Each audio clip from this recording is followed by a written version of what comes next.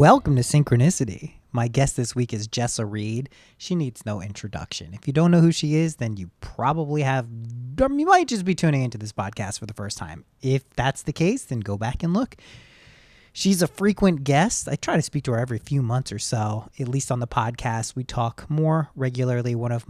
I would consider her a confidant in a lot of ways. I kind of let her know what's going on. She's amazing. She's super cool. Eighth dimensional alien beings helping out ascend this path of consciousness that we're on. Navigate it. That type of shit. I caught her on a heater. You'll hear in this episode, she talks about a lot of stuff. We're talking about 2024 energy, a lot of 2027 stuff, 55th Gene Key stuff. Which honestly, I don't know what she's talking about. I haven't read about that yet. She's been posting about it. I got to check it out. Go join her Patreon. It's fucking awesome. It is the one Patreon. I think I've been a member of her and Ramin's probably the longest. Oh, and Sean and Cass's, Very Ape. My friends. That's whose Patreon I am subscribed to the longest, the most longevity. I highly recommend those. Speaking of Patreon, Art's rocking. We're clipping new monthly goals every single month. Fun times. I released a few things over the past couple of weeks that you may have missed. One was a meditation. Imaginal technique meditation that's available on my store. There's links in all of my bios and on the show notes if you want to find this stuff. And then patrons, I think on the $7 tier and above, got that for free. And there's also been some webinars. The TikTok shit is wild. The main account I've been running, which is just the clips account of like spiritual stuff like Louise Hay and Bashar, had a couple viral videos the past week. Closing in on 1 million for both of those in terms of views. It's pretty easy. I gotta say, TikTok is like, it's exceeded my expectations of what I thought they would be like in terms of showing your stuff. Like if you just consistently post things that you know are good, they will get seen. They will get featured on the For You page. One thing I've learned though, even though I gain a lot of followers there on this page, followers don't really matter. It's kind of like they make you pay for that attention anyway when you have them. So it's just like post content that's good is kind of the secret. I know it's like not a secret, but figuring that out, I understand, can be hard. Anyway, closing down the social media consultations, that is officially donezo. I mentioned it recently. There is a link in this episode, and you can find it on my Instagram and other places. This is the last message I will be putting out about this. I will be releasing something on my Instagram to the same effect, and there's a very specific reason. When I launched the one-to-one coaching stuff, I thought maybe like 5-10 people would get in touch and be like, we'll see what happens, see how this goes. So far, it's been close to 40 people. So I am doing one last announcement about it so everyone has an opportunity to hear about it and schedule something if they want to. There is a free 30-minute consultation that I will meet with you. We will talk. We'll see if we're a good fit. We'll see if we're a good match. And then I will either be able to, time permitting, work with you in the next month, 2-3 months, whatever it is. Or I will tell you, hey, like, I'm fully booked out, but I absolutely have you on a waiting list. So if you're interested in that, it's one-to-one stuff. I hesitate to call it manifestation coaching. It's not, it is going to be that for people who want that, but it's more of like, it's your time. Any area that you want to share, anything. I've found a lot of people, and speaking with people the past week, accountability is a huge thing. It's like an accountability partner who can offer some suggestions. Some people wanted specific guidance on other things that I'm doing, ranging from crypto to social media to all this other stuff. So if that's something you're interested in, there is a no pressure 30-minute consultation that I will be running probably just like until the very beginning of March. I'm going to kick this off in March. So that's the deadline. Like I said, this is the last I'm going to mention this on the podcast. And I will be putting up one more post on Instagram just so if people missed it, it's not fair. Like if I posted about it once and I'm like all filled up and I'm like, oh, well, too bad you missed it. It's like, and obviously like this podcast is free. There is the Patreon, which is free and low cost. There are these digital downloads that I'm doing. I'm going to do some more group webinar stuff on a monthly basis. Like there's price points or non-price points for all of this. So do not feel obligated that you have to sign up. It's for a very specific type of person who kind of wants to work together one-on-one. So that's what we'll be doing. Anyway, enough rambling about that stuff. Things are good. I got to say, pretty good. hitting quite the groove. Very excited. Going to Turkey in May for about a month, coming back, then going back. This is just my life now. I'm a jet setter. It's how we roll. Okay, I think I've said enough. I know what you're here for. Without further ado, here is Jessa Reed.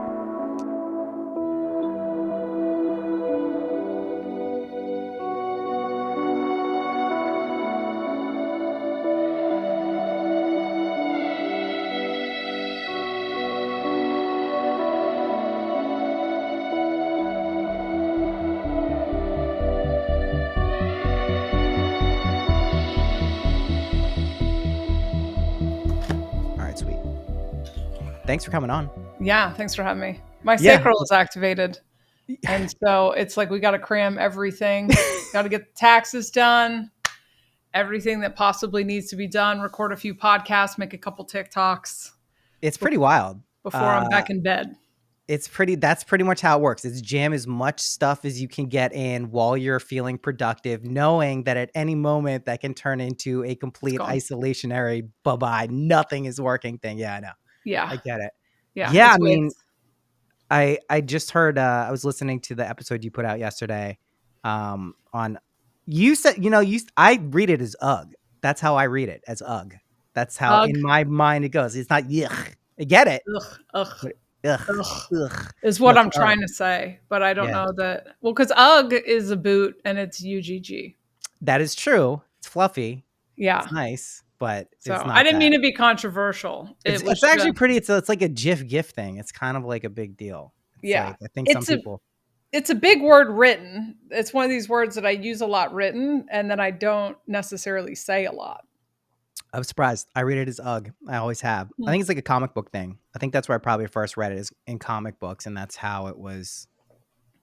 It just processed in my brain. But anyway, awesome episode, obviously. But I heard you. I thought you were talking about this one. I was like, no, yeah, this one's going great too.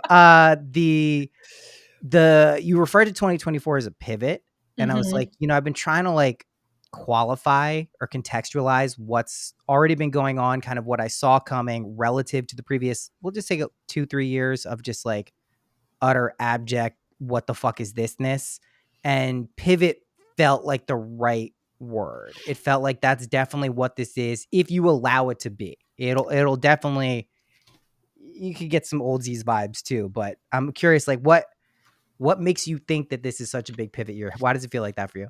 Oh God, I'm so excited to talk about this. I haven't been able to like get a container enough to talk about it on my own podcast. Amazing. So I'm stoked. Okay.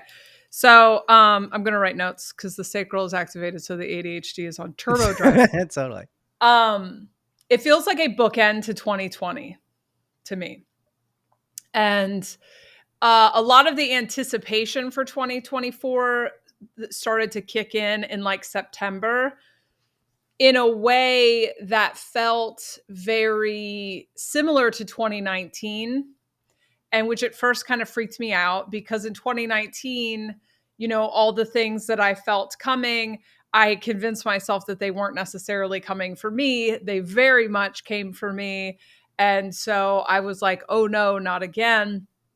Now, I think something that's really shifted for me in the last few years is that, well, I guess this has always been true. When I'm talking about something coming in, I'm talking about an energy and what it's going to do to consciousness. And I think a lot of other people are like, is it a pandemic? Is it a collapse of the financial system? Is it whatever? And it's like, whatever happens in the physical reality is a reflection of whatever is happening to consciousness. Right. And the way that we handle these conscious downloads will determine. The old thing's going away no matter what, but does it go away in like a nice transition, or do we have to burn it to the ground? Right. To be forced to build something new. And at any given day, I can kind of sense energetically, but also just from like seeing what people are paying a lot of attention to on the internet, like where if people want it to be very catastrophic or if people are wanting to just start building. And so in 2024, all I felt coming was death and destruction. So death of the masculine was something I talked about in Soberish Days, the karmic washing machine, the glitter that was going to hit the planet. And so what I saw was a glitter hitting the planet that was going to force everybody to go into like a rapid fire re-experiencing of whatever your biggest karmic story has been. When I'm talking about karma, I'm not talking about punishment. I'm talking about, so for me, it was being unwanted. And so I have had in my lifetime experiences of not being wanted, making other people feel unwanted, being the outcast, making other people feel like the outcast. And I suspect that whatever karmic past lifetime thing have been exploring those things, right? And if you look at my nodes, they're in Libra and Aries. And so it's very much about being myself in a collective, like learning how to be in a relationship while being myself is now that I'm speaking from like a perspective other than my wounding. So we are all thrown into this karmic washing machine so that we can finish out the karma of that thing so we can go into the next. And so society faced a lot of that stuff. Everybody's just been neck deep in their pain. We went into the underworld, basically. What I feel for 2020 or 2024 is a bookend. It does feel very similar. It feels like, a lot of people talk about the split, and I don't believe a lot of that. I believe people take the Bible literally, and then they take I won't get into that. People take a lot of this kind of new age download alien stuff that we don't have a category of reason for. They take it very literally. So I've never believed we were going to get sucked onto a different planet. Everything is usually a lot more logical than that. And a lot of times you can't understand it till you're kind of at the moment. Yeah. And I think the split is about the last game that we were playing was a game in which everybody was building the same world together. Yes. And that doesn't mean everybody was enjoying it or everyone was benefiting from it, but it was a big, and allegory for that is globalization, the internet, trying to get everyone on the same page, the hierarchy, the marginalized, this was all this part of this one thing. And where we're moving forward into the next thing is individual self-empowered realities. And we will then choose a small group of people that we resonate with. For some, it'll be big, but we will choose our tribes. We will determine who, and we will eventually get to a place in like 10 years where we're like, I just don't give a fuck what everyone else is doing. So much of what we've done for the last 4 years is try to get everyone on the same page. And everyone in every different fucking reality is trying to get everyone on the same page. So you got a lot of people that are like trying to get everyone to care about people. Yeah. You have other people who are trying to get everybody to care about work again, which is the old reality. We're not going to go back to caring about work. You're trying to get everyone to believe the same thing spiritually, politically, whatever, because we're trying to get everybody like back into this homogenized glob. And it's falling apart. And so that's the split. The split really isn't two things, it's a million different things. But the mythology of the realities that we're going into are shifting. And a big mythology of like what we call 3D, which is where you only choose to use your 3 points of awareness, right? The ego, the mind, the, animal mind.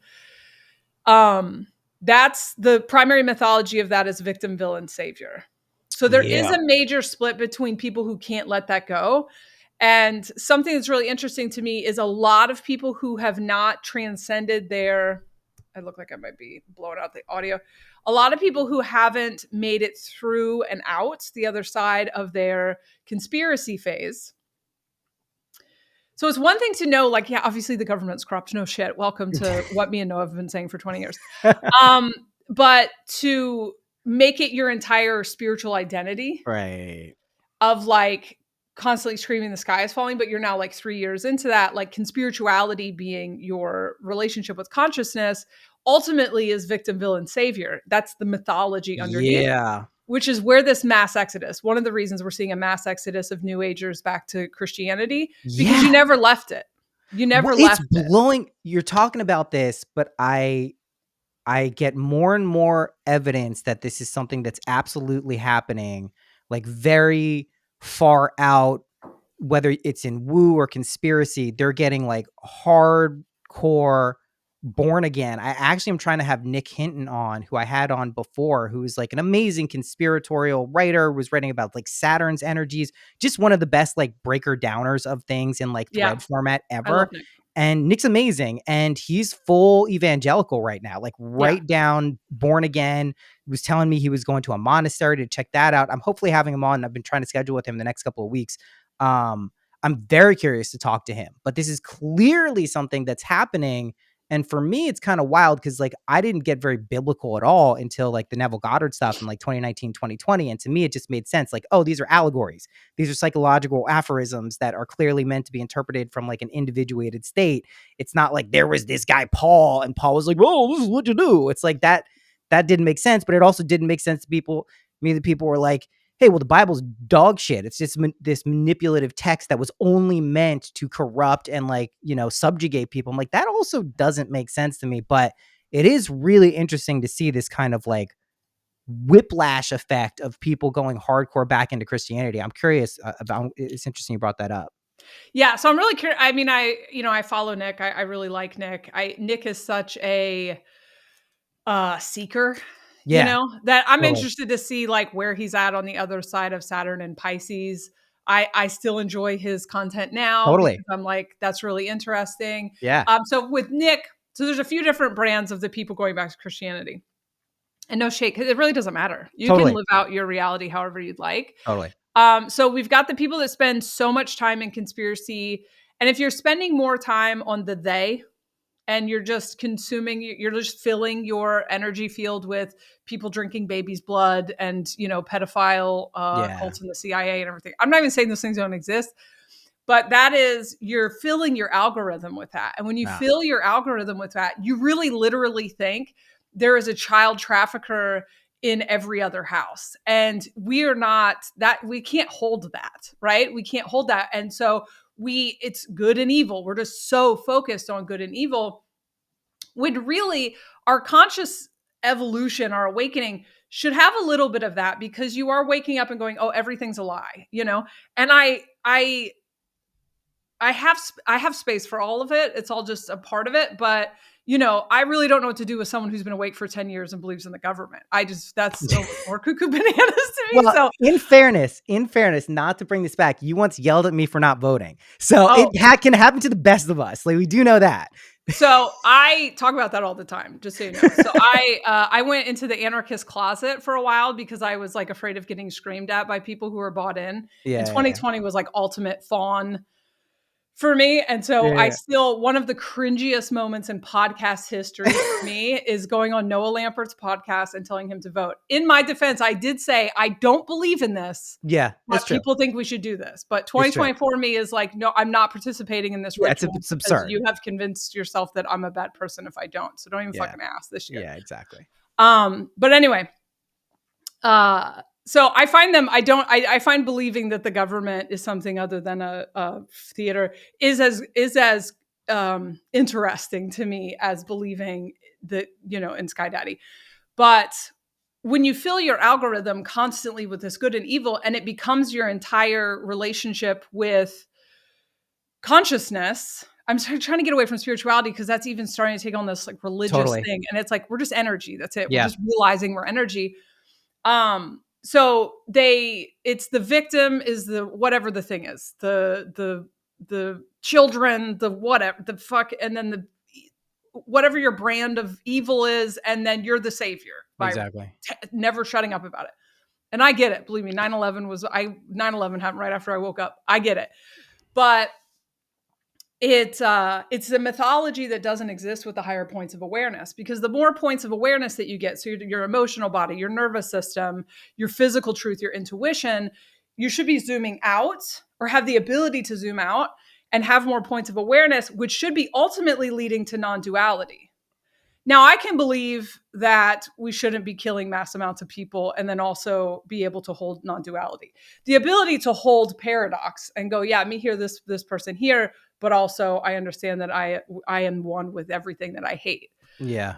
But this is the process that we should be going towards. And when you're just circling the good versus evil drain, or the thinking that everything needs to be put into the good box or the bad box. Yes. I mean, we're starting to move out of this finally, but like, everything doesn't have to be a moral judgment. For a long time, it was like you couldn't say one cool quote of someone without someone listing everything the person had ever fucking done in their life.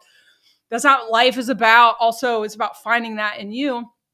So anyway, people who spend so much time in Victim, Villain, Savior, which is a 3D game, get stuck in that mythology, and they just go back to Jesus because all Victim, Villain, Savior leads back to Jesus. And it's because you're terrifying yourself, kind of. The second thing is we are not meant to be fucking channeling Arcturians all day, every day. The amount of people I saw that were 5 minutes into awakening, and thank you, aliens, for waking me up 20 years before the internet. I know, right? Thank you. They immediately think they are an expert on something, and which I get because I thought that as well. Because you do feel like you know so much more than the people who are still asleep. Totally. And then they are like unhinged, like ungrounded. And this was another thing I was fawning and doing what I was audience captured. I don't know if you know what that is, but that's kind of why I went to hiding for a couple I years. do the opposite of that. I actively alienate and anger large swaths of my listener base. It's quite I've a always effective admired that strategy. about you. I've always I know. admired that that part of your nervous system. I did I not know I it's did not that. have I had to work to get that. So I felt a lot of pressure to be more woo, even though I'm much more interested in how consciousness shows up in a realistic, tangible way, and using practical tools or whatever. And what I found in like 2020 and 2021 is a lot of people were going into psychosis with the woo stuff. And I think that everyone was going into some form of psychosis in 2020, but when your spirituality is like unhinged, new age, crystals, rituals, I've never had an altar, or like consciousness. I'm just experiencing it. But if there's not an equal amount of nervous system work, shadow work, I mean, some people even make shadow work too woo. It's just like you are triggered in something in someone else, find it in yourself. You are, like look inward. The old reality was outward versus go inward. And so when it doesn't have like a grounding, people get scared. They fly too close to the sun. Yeah. And then this is fascinating. And this is something I got from Mark. But because I was obsessed with Jesus and the Bible because I thought I was a backslidden Christian when I woke up. And so I talked to them a lot, and they had very practical explanations for what the Bible was saying. And just basically it was like, this was meant to help people look inward. They did not get it. They were not ready. Right. And so now it's been hijacked and used by Top Up, whatever. And because people are looking for something outside themselves. In, Gnostic, it would be like a psychic disciplinarian. So they can't look inward. So they're like, okay, so, Jesus is like you. And they're like, you. But that since there has been so many people wanting to give their power away, Jesus has become an egregore. Like there is an egregore. There is some might call it a demon. It's not how I would define demon, but there is an energy, a thought energy, whatever, which is what happens whenever a lot of people put their energy into something that is like parasitic and pulls that energy. So now you have people who have 2 or 3 years into consciousness, which should be about finding yourself first, and they're fucking channeling Arcturians or whatever. They're channeling every day on the internet, and they fly too close to the sun, and they run into this egregore, and this egregore says, come here, and there's relief. I know a lot of people who've gone, because I have people close to me go back to Jesus, and they are relieved because they were exhausting themselves. And it's applying all this masculine energy to your consciousness experience. I have one friend go back to Jesus and say, I just couldn't handle all the ritual. And I was like, you don't have to do ritual, dude. I just vibe. Like, so that's been really interesting. Nick is such an interesting dude, and he's such a wealth of information. I don't necessarily resonate with all the information. I never did, but I love because I'm so the opposite of this. I'm such a it feels this way, and I put it in this container. Whenever somebody can just like so much words and information, list it out and make it make sense in like a structured story. I'm like, how do you even do that? Like ChatGPT is definitely, that's what it needs to do for me, because I can't do that stuff. I'm impressed with it. I love it. To me, it's as foreign as like Game of Thrones, like coming up with that entire world and building. I don't know. It's not part of my brain. I don't Yeah. know how to do that. But yeah, no, he's awesome. I'm really looking forward to speaking to him because it's not just him too. I don't want to make it seem like I've seen this happen. I spoke to someone today who was saying like, I just recently went back, got heavily into the church. And I was like, Yeah. that's cool. Like, I think also the tolerance for that too is a big part of it for people who don't go back to a traditional religious format, because I think like you were saying, like when a lot of us wake up for whatever term or just become more aware of things, there can be this tendency to like pejoratize like religions, because they so clearly are doing this one shitty thing on one hand for a large subset of people. But there is validity. Like these were systems of philosophy or thought that remain present today because there is some essence of value there. It's just, you got to let everyone find their own kind of path towards it, I guess. I mean, but I hear you. It's just vibing at the end of the day. I think that's the most spiritually evolved people, whatever that means, are the people who just kind of do that. They just figure out that whatever they are experiencing through their particular brand of consciousness, intermixed with all of their other, awareness perceptions, is the game. Like Right. you don't escape that thing. Whatever system you go to, it is essentially that, and pick the one that feels the best at any given moment, I think is kind of the name of the game. If I don't even know what the name of the game is. That's the truth. Like, that's why I thought it was interesting when you're talking about like 2024 and a lot of the relationship stuff. I realize for me, I think the first like 40 years of my life, I was trying to figure out what the game is in order how to play it right. Yep. And then just really like hardcore like study hall in not pleasant ways over the past 2 years, it's like, no, that's not what this is. Like, you're not trying to figure out what the game is to play it. It's trying to figure out, like, while you're in it, what do you want to do genuinely? Like, how do you want to experience it? Do you want to experience it as a never ending quagmire of fucking responsibility and like shitstorms and chaos and sickness and death and tragedy? You can do that. I mean, people do that all the time. That's a very compelling narrative. Or do you kind of actually want to like have some fun, maybe Yep. experience some levity, even in the shit? And that was kind of my like beginner 102 mistake. I think I was like, oh, let's just get rid of all the shit. Can we just go straight to non-duality and everything's perfect and utopian? It's like, no, not when you're in duality, dumbass. So that's not the game you're playing. That's a different one. It's like, oh, okay, got it.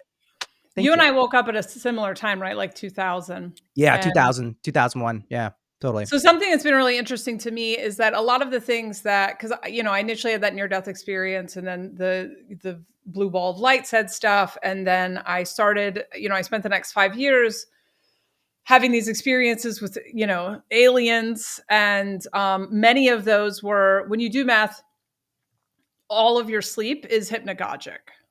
So you go to sleep and the sleep is like twilight sleep.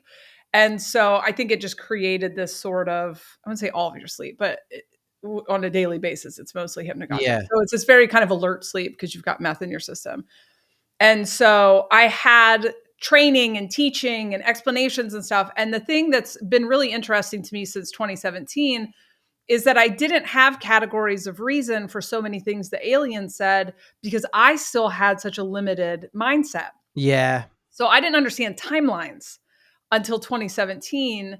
And I was like on stage recording, this is not happening. And all of a sudden I sensed that I was on like a moving sidewalk, and then I stepped Yes. onto a different moving sidewalk. And then all of a sudden I had a category of reason for like, oh, reality's not linear. Because I would hear people say time's not linear, reality's not linear. And then I was always like, what the fuck does that mean? Yeah. I could not grasp that because I can only understand things I've experienced. So once I started to understand timelines, and then in 2019, I discovered timeline jumping. And now that I'm able to hold so much more paradox, things that they said started to make a lot more sense. Mm-hmm. And one thing that has really clicked for me since, soberish days, 2019, 2020, is that what I'm defining as utopia is not what other people are defining as utopia. Not at all. And so what I couldn't understand until I tried to build a community and then watched the old thing show up, and then was Yeah. like, okay, I have to go back into this kind of review thing, whatever. So human design has given me an amazing container for the thing that I saw and the thing that I'm trying to explain. Okay, so I had this sense that everyone becomes an artist in the new world, and I couldn't really explain. That just sounds like a child's dream, right? And now I understand it. Okay. Yeah. So in human design, which is pretty complicated, and maybe you have opinions about it, I don't know. That my thing is, if I resonate with the container, I'm going to use the container. Use it, I yeah. don't need to fucking love the person that made it, or I don't like. I sometimes a container is something that is written on the back of a cereal box, whatever. So in human design, it says that that the background frequency, which I would call constructs of the video game, change every 400 years, around 400 years. And that each person has an individual circuitry, or each person has their own different circuitry. Some are wired as individuals. Some are wired as tribal. And so tribal means they are wired to work, and forgive me if I butcher this, human design people, I'm telling you my own interpretation of it. I'm not much of a dogma person. Tribal support is more about, we will build a thing together to take care of people, and but to do that we have to homogenize quite a bit, because we have to, like, everything has to be clear and kind of fit in a box. That's my interpretation. It's like spiritual communism. It's like we're moving towards that on the social sphere. Like, well, no, we're leaving this. No. So I'm saying like that's what that is, kind of the vibe of the thing. That's where we were. Like homogenized, more detailed, get stuff done as a team.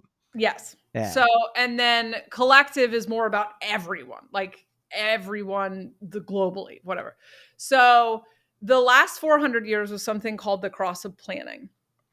And the circuitry for the cross of planning was tribal support and a little bit of collective.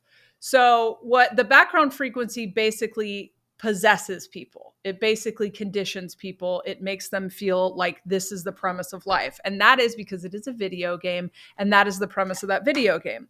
So I do have a little cheat sheet here. Nice. So this is for an episode. I guess I kind of did it, but if you go to my Patreon on the free tier, you can hear me break this down a little bit. But the more I talk about it, the better I get. Okay. So the previous, from 1615 to 2027, we were in the cross of planning, and this was tribal. Some of the constructs were focus, continuity, aloneness was your reward, fine details, skills, endings, which is because it is the end of it's closing out a 12,000 year cycle. I don't know if that's in human design, but the rest of us know that. Family. And then the witness was a mystery. So the occult is where we kind of hid the truth. Okay. So when you look at whatever, like the boomers think life is about, they think it's about work. They think it's about family, and especially the generations before them. It matters that you have skills. It matters that you can pay attention to things. We have shame about not being, not our relationships not lasting long enough, us not sticking to one project. We have all this programming, conditioning in our bodies, in our energy fields. It's what school and everything else is based on. Now, if you are a group of parasites, parasitic, alien, whatever energies, this is a great time to infiltrate. Yeah. And I've been looking into it in a couple of ages before this, where also, because everyone is naturally going to coagulate into a ball and be conditioned by this one thing, because it is tribal. And so you are going to be able to create hierarchies where a small group of people benefit, and you're able to marginalize or kick people out or tell them they're not whatever. So when I grew up in the 90s, it was like a very narrow, this is what's beautiful, this is what's good, crazy small. People can't fathom it, how absolutely narrow. You had like 3 choices of a person to be. It was absurd. Yeah.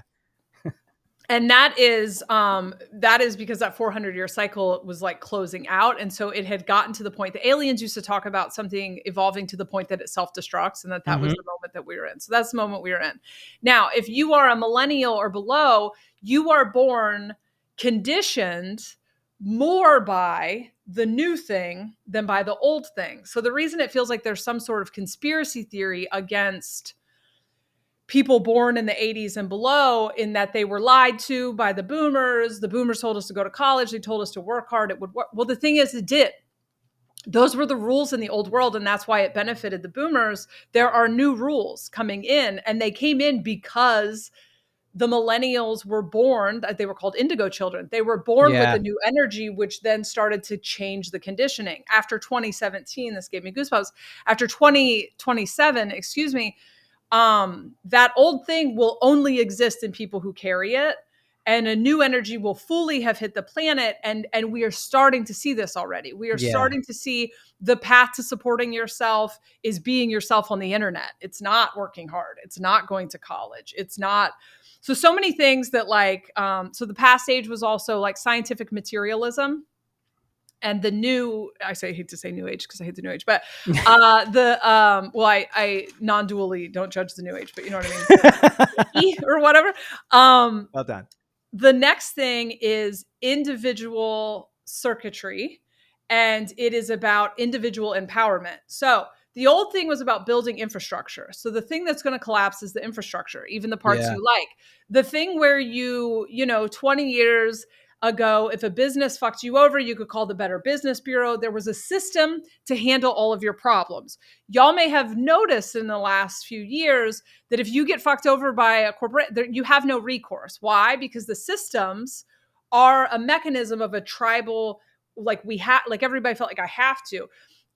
Tradesmen used to take a lot of pride in their skills or their work.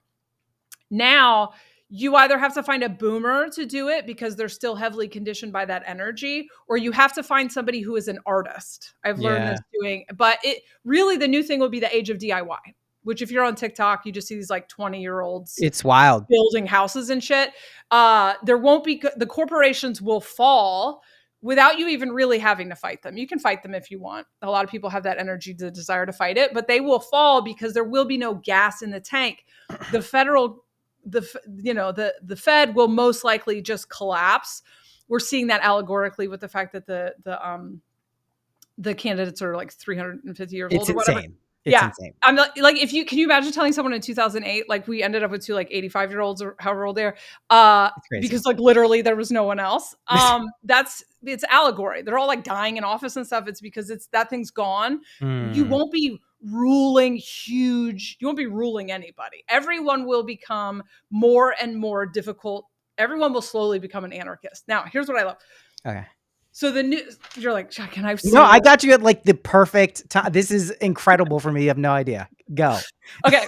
So the new constructs are personal power, intuitive insight, intimacy, beginnings, the present moment, shock.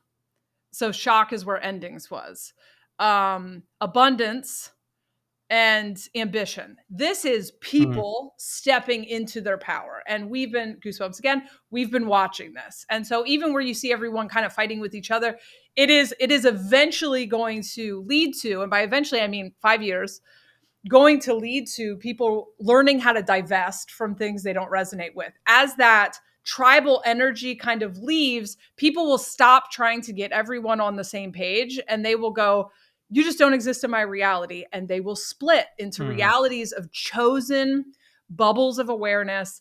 And it's like everyone before was playing in a video game that was pre-made and we were all having to play with each other. And then now it is like, you will just experience people that you don't vibe with as kind of grayed out, but they won't affect you. You won't affect them. Like it will become very weird to try to impose any ideology on anyone else.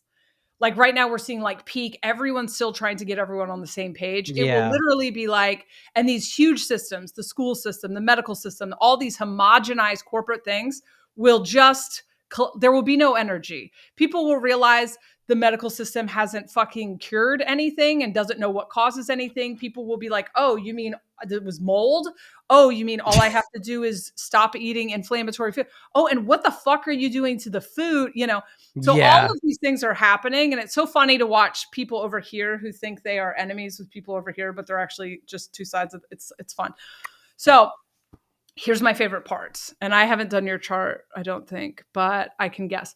So in the old world, in the old tribal world, if you are someone who your wiring in human design is individual. So almost I am almost exclusively individual, except for I have some tribal defense or something. I have felt dissonant with the way that people run reality my entire life. Yeah. I was 5. I remember being 5 years old, first grade, kindergarten, and a teacher telling me what to do. And inside of me being like, I cannot fucking handle being told what to do. And that's not coming from like an entitlement place, because I was raised in an abusive home. I was, molested as a kid. I was very non-confrontational. So it's a real dissonance there. I was like born autonomous and could not fucking like reconcile. I wouldn't say anything because I'm non-confrontational, but I would like wiggle out of being told what to do. And I started fantasizing about emancipation and getting out from underneath your parents when I was like 10. My grades were never good enough. So I have this thing now called pathological demand avoidance, which is as just like ADHD, and being on the spectrum is an upgrade, and it's wiring for the new thing, right? But the way that everything is run drives me nuts. And then this was something I learned when I tried to create a community, and I felt like there was a lot of like tattling and stuff happening. As I was like, decentralization is like the name of what I'm talking about. Whatever my ideologies are is decentralized. Everyone take responsibility for yourself. I can't, like, the fact that people need to be told what to do, the fact that like people judge what kind of car seat your kid should be in or how you should strap them in according to the law and not according to understanding G-force. Like the way that people just like let the doctor talk to them like they're an authority. They call the police, like all these things that I'm just like, I've never understood. I don't see anyone outside of me as my authority, and I never fucking have. And I'd rather take responsibility for making a huge mistake than have just gone with what other people want. So I have had to live in a world that was not conditioned for me, right? Well, now we're going to my world. So for those of you who have been wired individually and you relate to a lot of the things I said, the background frequency in 3 years is going to shift. And we're really, the reason 2024 is a pivot is because it's the first time it started to hit the planet was 2017. That's when a lot of you started to wake up. The next big like turning up the crank was 2020. It's getting turned up to like fever pitch in 2024. And, we've got the nodes in Aries and Libra. We got that Aries, fuck it. We've got all this Aquarius energy. These are two very individual energies. And people everywhere, I'm seeing people go, you know what? Fuck these systems. Fuck these. Like what? People are being conditioned with that energy. Now, if you are personally wired for tribal or, the other one that I can't remember right now, you are now going to live in a world that feels dissonant. Yeah. But your soul chose that. So this is going to feel scarier and more. Everyone I know who's individually wired is like, yeah, I don't know, I'll figure it out. Like you're like, oh, the banks might collapse. Yeah, whatever, we'll figure it out. Exactly. World War III, chill, cool, I'll figure it out. Yeah. Like we have this like, yeah, cool, I don't know, whatever, let it fall, because we've never felt a part of it. We never fucking could. We've had to mask through it, and so it's going to be more exhilarating and more fun for people who are already wired that way, and it's going to be a learning curve for people who are not. And so my recommendation to people who are not wired that way is like, just like I had to find a way to be an individual in the tribal, is to find a way to be tribal in the individual, build community with people, create systems. And individuality is not a bad word. I think what everyone is talking about is fucking competition. And the reason for the competition is because we were in a top-down tribal thing. Actually, everyone being in their power is way more difficult to exploit, way more difficult for a small percentage of people to benefit from, because everyone's going according to their intuition, their discernment. We don't fall for propaganda the same. Like this is actually, I'm telling you, going to be fucking great. But the infrastructure's going. So there's like a road that's about to collapse in our neighborhood. And, we pay property tax, and everyone in this fucking neighborhood pays property tax, but we're paying it to who the fuck knows. And then the Department of Transportation gets to decide whether or not they're going to deal with that road. That's batshit to me. Yeah. Our neighborhood should have a thing where we chip in when it's time and handle something, and not like a HOA, tell me what to do. I'd rather be fucking... Yeah, no, give me a break. Come on. My friend Mary Residency said I'd rather pick human shit up off of the sidewalk. That's how I feel about an HOA.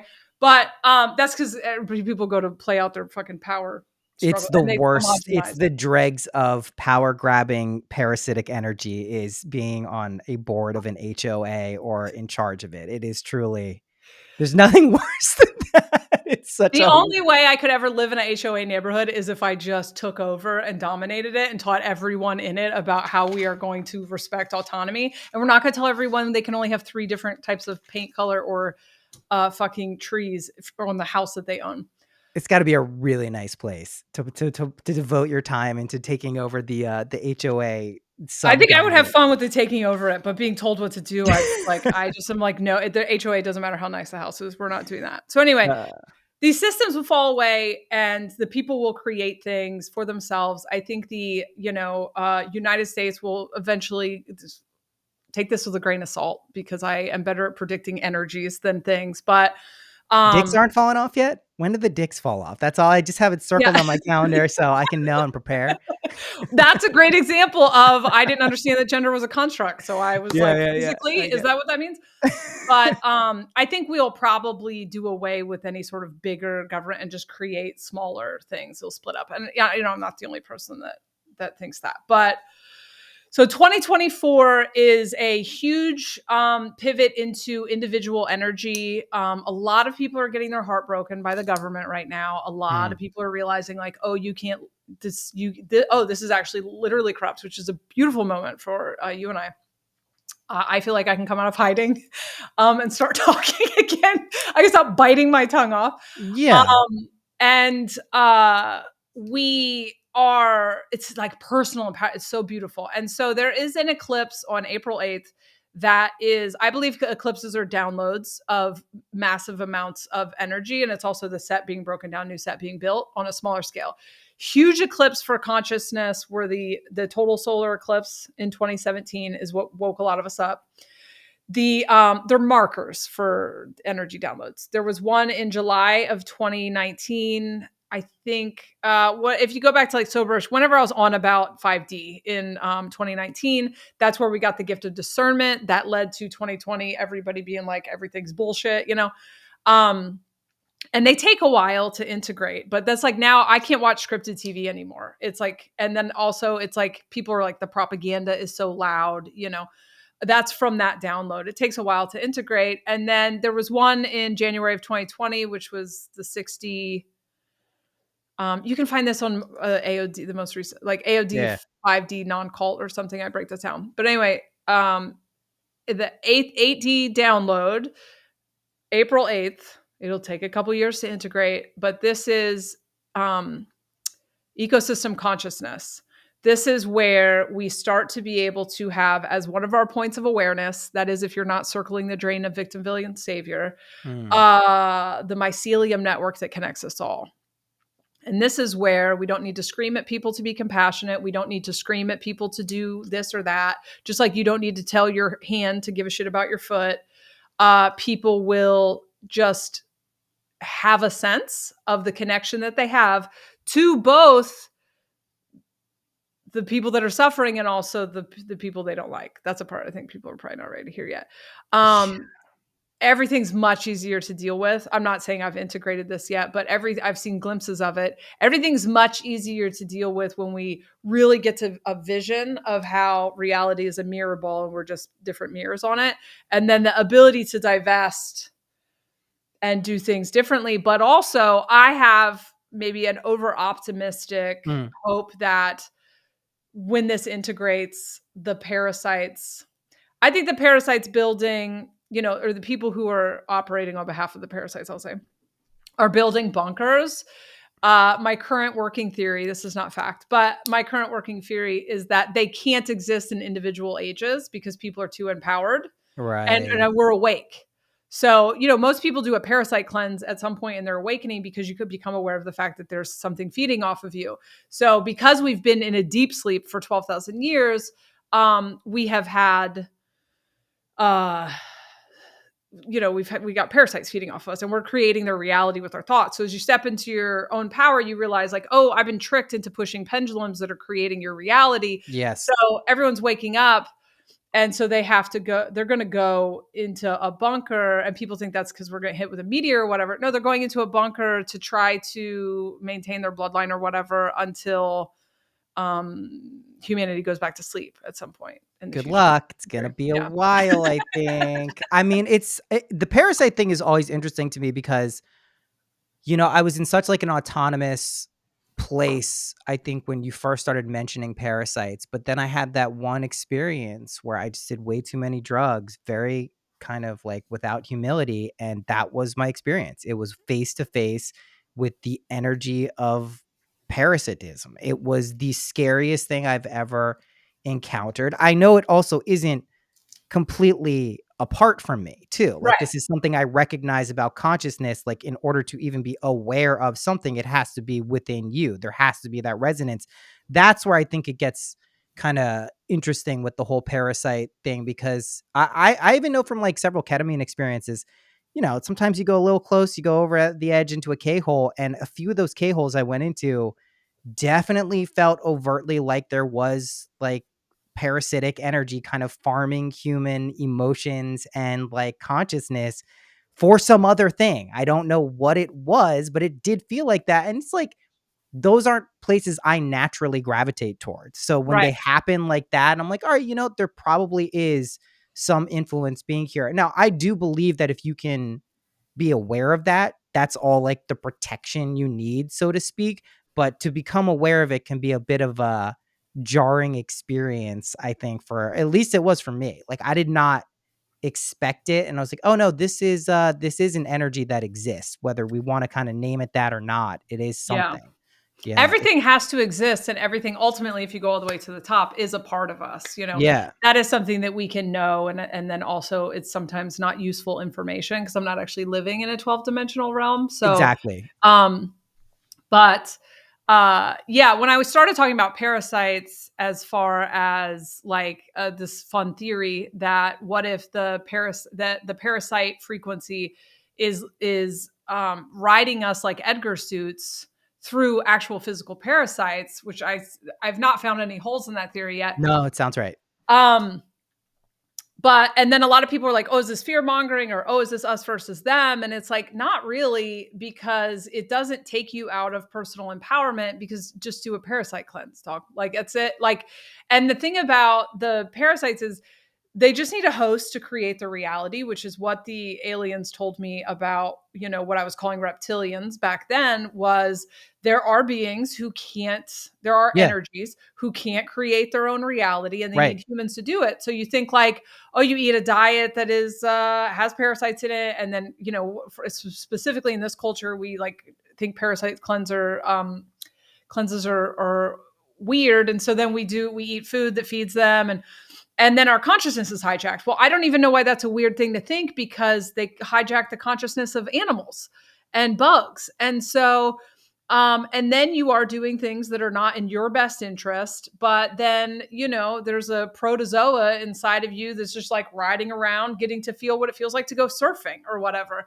Yeah. Yeah. And that only Yeah. can happen if we are asleep, if we are unconscious. If we are not conscious, we just go, no thanks, Jack, and we stop giving them our energy. And so it's really not an us versus them. It's kind of a choice of like Exactly. stepping into your power. It's interesting too, like, I played it and then watched it, The Last of Us, which is just like a brutally Oof. horrible. I'm not usually into zombie stuff. I didn't watch The Walking Dead, but I played the games, and the games are really amazing. But that's basically what the core message of that is. That's a parasitic being, the spores, the mushrooms, the mycelial thing that take over. And then they basically allude to it, but the person's still in there. it's not like they get the sweet relief of death. They're just Right. know and are witnessing this. And that's kind of how we are if we don't kind of step up to the plate and try to exercise some influence, right? I used to say control, then command. I think just influencing Oh, the shape or destiny of your life, whether you call that timeline jumping or not, that seems to be imperative if you want to raise or expand consciousness, which I think is a goal of many people. You may not define it as broadly as that may work for you or not, but I do think people like to hold visions of things being easier for people, or at least feel not as struggly as kind of old world kind of constructs have emphasized. Like you'd have to work hard through everything, because that's not been my experience. Any major kind of like epiphany or breakthrough I've had has always been centered around easing into something, letting something go, allowing things to be. It's not like work harder, think more, stress out more. That's the way to do it. Like that has never been validated as like an actual thing that works. It doesn't mean hard work or like effort, exercising or discipline aren't part of it. It's just like, it is more of letting go and allowing. Right. And that I'm grateful for that, at least, because we could have totally popped into a dimension where it was the exact opposite. That's going on somewhere. So at least we have that to look forward to as the kind of the cycles change. Yeah. Yeah. And the like, we're going from a masculine age to a feminine age has been a really interesting thing, because I didn't even know how masculine energy versus feminine energy was defined until 2019, 2020. And then having this kind of transformation happen for me, where I was hyper identified with my mind. I was very conditioned for pushing, driving, striving, because the scientific materialist reality was like not over identified, it's just designed to be that way. We're just experiencing life that way. It was very left brain. So it was like structure, focus, whatever. Well, you see this influx of people with ADHD. It's because the new thing is right brains. It's feminine. It's flow. It's receiving. It's a surrender. It's like chaos. You don't have a plan. There is no safety or security in the new thing. The safety and security was always an illusion, but you were able to tell yourself that story. And because everything was more linear, because it was more focused, continuity, whatever. And now you wake up. I mean, I'm sure you've had this experience, but you wake up and you're like, everything's different. Yeah. Or Yeah. like Yeah. every once in a while, I feel like I like land. I'm like driving my car and I like land, and I'm like, where was I a second ago? It's so not linear anymore, and it's all over the place. And the Mandela effect things and the all of that it's becoming very dreamy. Reality is becoming very dreamy, and it's becoming very experienced through kind of creation. And so the thing about everyone being artists that I didn't understand before, why that was. As we move into a reality that's no longer about work, it's no longer about focus, it's no longer about continuity, it's no longer about the family. So relationships, that's why the latest episode of AOD, that's a huge pivot that's coming this year. We will no longer be looking to the tribe to tell us what our relationships are supposed to look like. People, because the old thing was about work, people, and that's falling away. People don't care about work anymore. And allegory. So a lot of people go, we don't care about work anymore because we're not making enough money. Well, there's that. However, as someone who used to be able to pay my rent with a restaurant, I mean, I had 3 jobs, but with a restaurant thing, I didn't fucking care. Like, that didn't make me like work. What made me like work was some sort of conditioning that like I was, some sort of conditioning. And I really didn't have a lot of that conditioning. Yeah. I have a lot of new conditioning. So the reason that people are not making money, do it like working, is yes, it's exploited by the things, but that's the physical allegory of energetically what's happening. There's no more gas in the tank. The boomers were the last generation to completely experience the entirety of that experience of it's focus, continuity, work. If I build a family, I will reap rewards from that. Right. They're the last ones to live in that reality. The reason that nobody can make money doing this is because this thing is collapsing. There's no gas in that tank. Now, also it's being exploited in the physical reality. So moving forward, I've cracked jokes about if you want work done on your house, or you need something built, or you have someone working on your teeth or whatever, either get you a boomer who's still very conditioned by that, or Yeah. find an artist. Don't get a tradesman who's just trying to pay their bills, or a corporation, because it will be horrible work. Why? Because the work thing is gone, personal expression.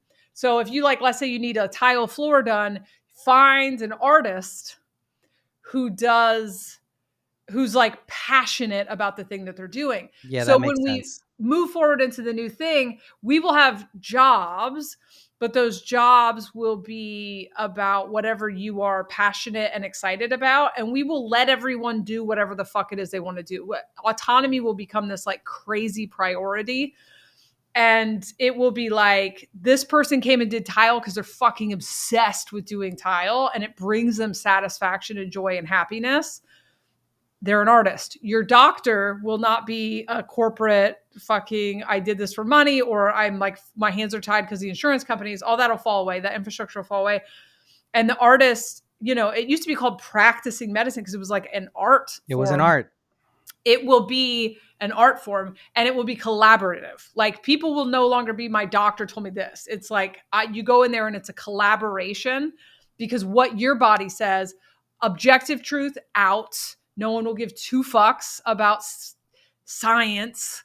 People will care about their own personal experiences. It's going from scientific materialism, which is very exploitable, by the way. It's very exploitable when we all have to believe the same thing. And when it's like, what is it called when they say that's when it's your own personal experience? This is anecdotal. That's anecdotal. It's like, Anecdotal. okay, well, if I eat the fucking thing and it makes me sick, I'm going to go with the anecdote. Yeah, it's okay. I don't need the science telling me it's okay. Yeah. Yeah. Fucking Christ. So that will soon be, I know you and I have thought that was idiotic for a long time, but that will soon be like, why would I not pay attention to my own experience? Like, people will very much, and a lot of people are worried that because there will be selfishness is like one of the names of the energy we're going in for the next 60 years, but it's going to be about redefining selfishness. It will be a lot of personal responsibility, but there will be a heavy influx of victim consciousness, which we're also seeing too. That's what I was thinking about when you're saying it, because I think that's kind of the emerging game that I've noticed I kind of have been trying to play and figure out, which is, how do you find the balance or the right expenditure of energy for creating that reality that you're genuinely like excited to be here for. Right. But also recognizing that you have other things and responsibilities, and like, you can't just feed that area of your life. There needs to be these other kind of things that you experience. And some of those other things, just to be clear, like, they could be not good things. It could be tragedy. It could be illness. It could be heartbreak. So I just want to be clear, like, we're not just picking the good things, and you can do them in the doses you want, but then how to not let that turn into a shame spiral or a victim, villain, savior thing, because that really is like, that is such a compelling game for so many people, especially if you grew up where your parents or the culture, for many of us who kind of grew up in the 80s and 90s, like, that was the thing.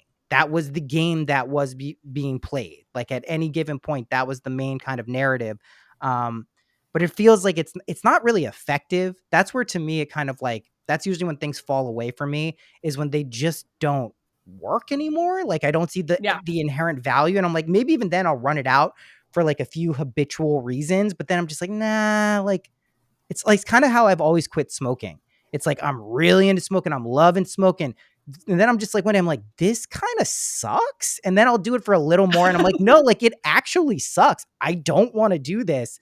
And it's just like, that's how, I guess, narratives shift and like epochs shift too. But yeah, it's going to be wild. I think poor Neil deGrasse Tyson, though, this poor guy, I saw him on a video today yelling that the Mercury never goes retrograde. If a car is going around a racetrack and it goes the other way, you don't say it's in retrograde. I'm like, my guy, like, what?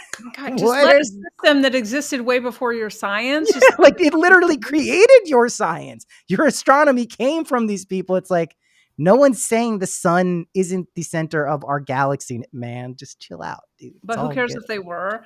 Yeah. So scientific materialism needs there to be one Yeah, truth. unified thing. Yeah. So a few things that you just said. Okay. And I guess I should say this disclaimer whenever I talk, but I do not resonate with toxic positivity in that I expect my experience to be positive all the time, or that I only allow good vibes or whatever.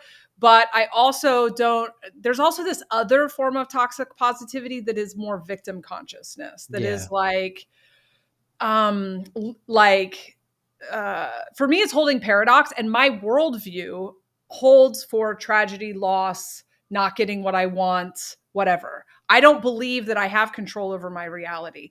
Surrender is very high on my list of tools that I use. Mm. If I can change it, I can change it. If I can't change it, I surrender to it. I look at everything as like experience. I feel my feelings when it's time to feel my feelings. And the one thing that you can command always is your story. And so I just talked about this on live stream. You get two people from the exact same backgrounds, from the exact same socioeconomic status, the exact same person, lose their legs in a car accident. One of them will wither with a story of nothing. I had all this potential and everything's gone. The other person will be one of those people who wins all kinds of sports things and invents something for people without legs, whatever. The difference between the two people was the story they told themselves about the event. Yes. The actual events are neutral. That's a hard one. This 12th dimensional stuff. But the story that I tell myself about the things that I experienced is 100% mine to tell. Yes. Now I can't always apply that. And like, it's hard for me to apply that to things that I see happening out in the world. So I get it. Right. But when I'm talking about personal empowerment, I'm talking about yourself, because I'm individual. I'm here to talk about individual shit. There are people whose department is to talk about the world at large, and it's not mine. So for me, in my own personal life, with the things that I've experienced, because I've experienced a lot of loss, I've experienced a lot of tragedy, I've experienced a lot of difficulty. For me, I don't expect those things not to happen. And when I don't expect those things not to happen, I did not, I mean, I've gone through a phase, I'm sure, where you think like, oh, you'll get awake enough and nothing difficult will ever happen. That is setting yourself up for failure, right? It is an unsustainable mindset that is that way, because that, again, is not what you're here for. That is a thing. That's a total thing, right? Maybe people call it heaven, whatever. It's another dimensional plane of existence. That is not here. That is just like, let's define that as part of the rule book for being here. But yeah, no, totally. I mean, and so holding that paradox. Also, there's a form of toxic positivity that says it's not fair that I'm not experiencing a positive experience. And that is also, so for me, it's not toxic. The opposite of toxic positivity to me is not saying that things aren't fair. It's just like when it's I'm like, all right, well, we're doing this. We're doing almost dying in a miscarriage. We're doing a year and a half of fucking Lyme disease and I can't get out of bed. I guess this is what we're doing. Like I feel my feelings, but my feelings are, man, it is exhausting not being able to get out of bed. I am frustrated. Feelings are not, nothing ever works out for me. There's a conspiracy against me. It's not fair that you're okay and I'm not okay. My life is over now. That's the story. So finding the two things. And then also, I don't believe in blame and fault. So when I'm talking about personal responsibility, it's very empowering for me to know that I get to choose how I experience, how I show up in the narratives I write. Other people find it as personal, as blame or fault, and everything's not for everybody. So if you, I doubt anybody listening to this podcast looks at things that way, but I've had to be like, guys, everything's not for everybody. There are people you can go listen to that are very focused on like things aren't fair. When I listen to someone talk about that, even if they're talking about something that's my experience, I'm like, you're going to have to take my shoelaces if I keep listening to this. Like, this makes really me feel so fucking powerless. I'm just like tearing my skin when I talk about it. Yeah, no, I mean, it sucks. That is a very prevalent narrative because like, listen, the truth is like, if people aren't aware in general, the masses, everyone, that you are telling yourself stories, and those stories quite literally create the circumstances of your life, it's not as kind of pernicious or bad to believe that life is just unfair or that it sucks. But that's such a simple, it's such a simple thing. Just believing life is unfair. People believe that though. They genuinely believe, and their life runs on that operating system of things are unfair. Bad things happen to me. Nothing good ever happens to me. I can't be like this. I can't be like that.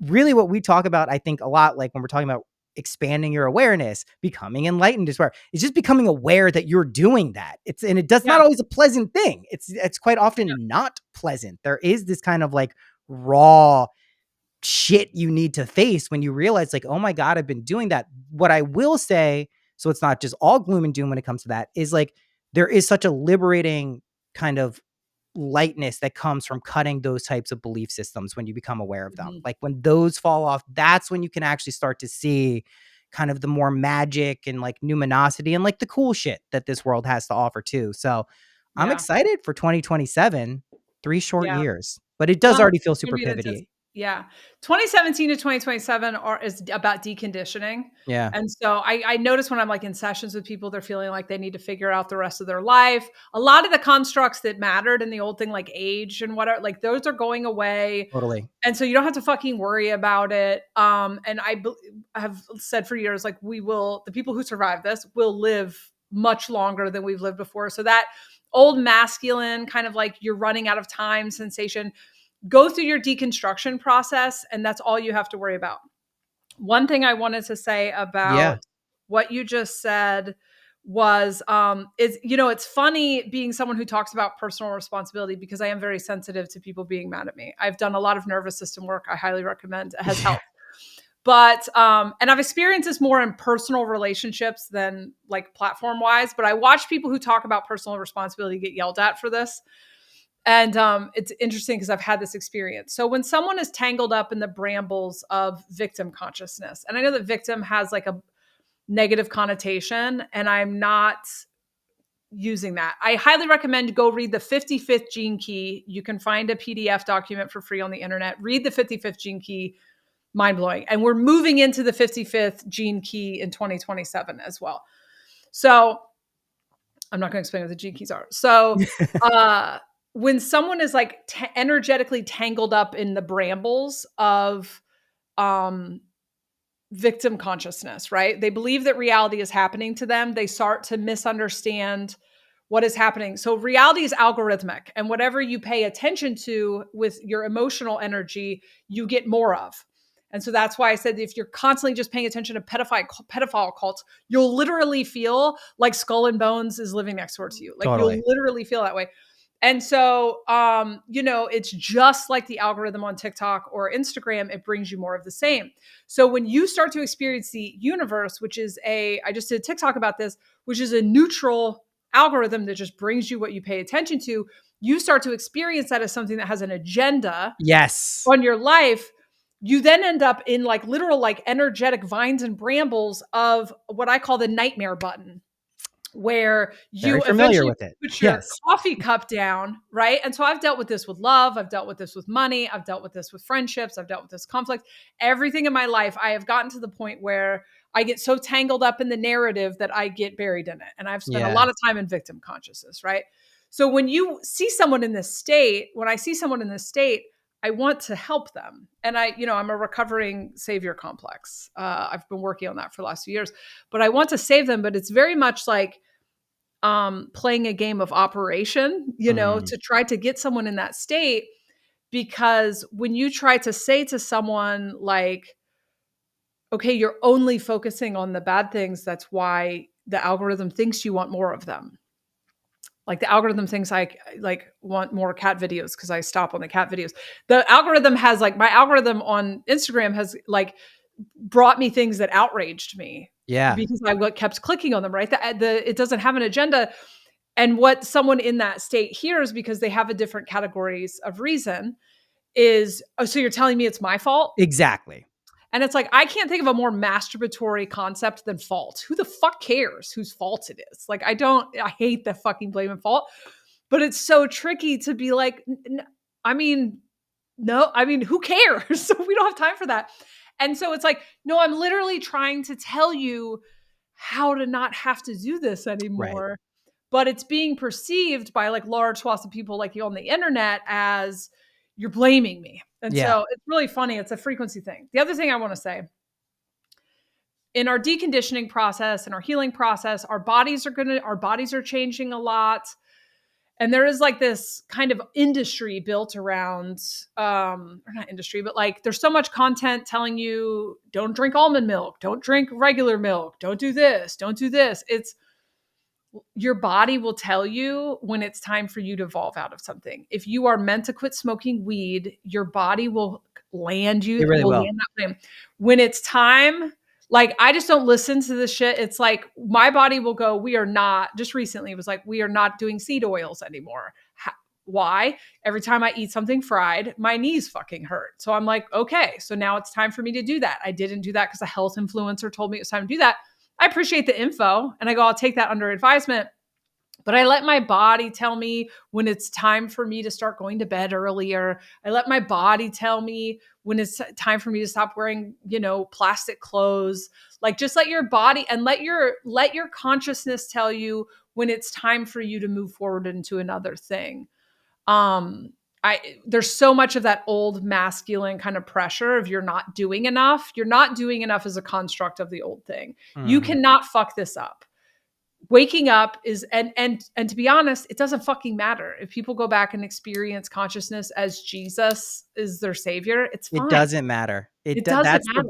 That's the trippiest thing, I think, is you just kind of figure stuff out and come into contact. It doesn't matter. It really doesn't, especially if it's genuinely working for them to be able to play this game or whatever you want to call it. And that can really rub people the wrong way, but like, whatever, it doesn't really need your approval at the end of the proselytizing their That's Christianity different. will That's change. different. That will change. And it's, it was triggering for me at first when people were running back. And that's because they've gone back and then they are immediately talking shit about everyone who's not. And, Saturn's in Pisces right now. So Saturn is here trying to bring some form to this kind of formless. So you got a lot of people leaving the new age, which good, because it was mostly weird. Yep. To go back to Jesus, or now they're becoming just, now their whole identity is they're critical of the new age or whatever. They feel duped by it.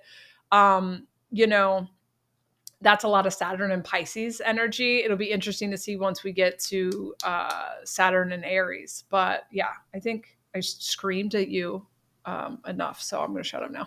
This was awesome. I caught you clearly on a perfect day here. This really worked out. Thank you for coming on. Your Patreon, your podcast, what else, where else should we be telling people to find? I think I'm connected every way, but what's the best? So if you go to jessareed.com, most stuff's on there. So Awakening OD is the podcast where I pretend to be an 8th dimensional being who just kind of like makes fun of you and screams at you and talks about things. I didn't do it for like a year. I've been in a little bit of a chrysalis I'm coming out of.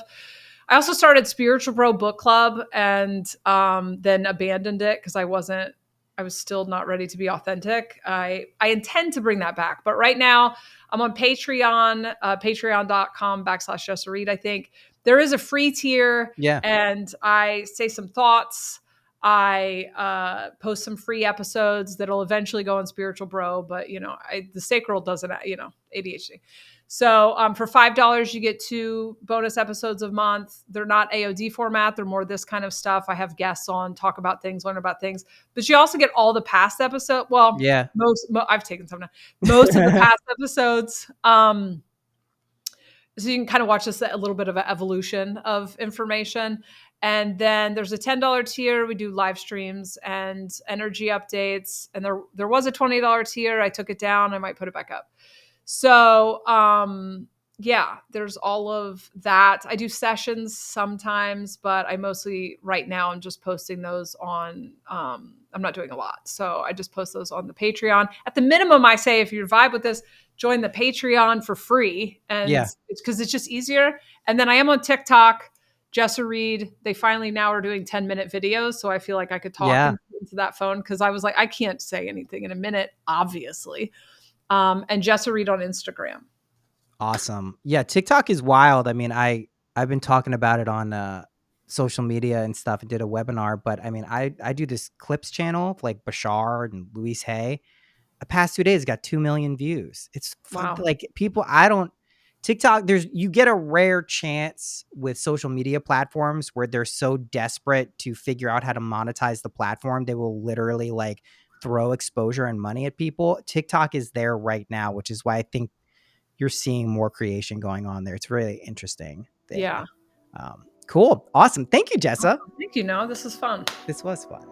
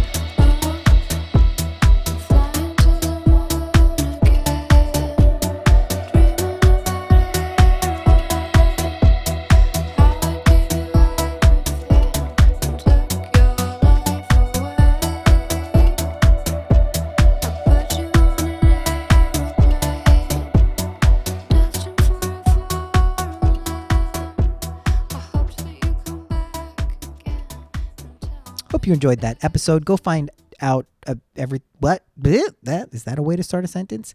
Go check out JessaReedComedy.com.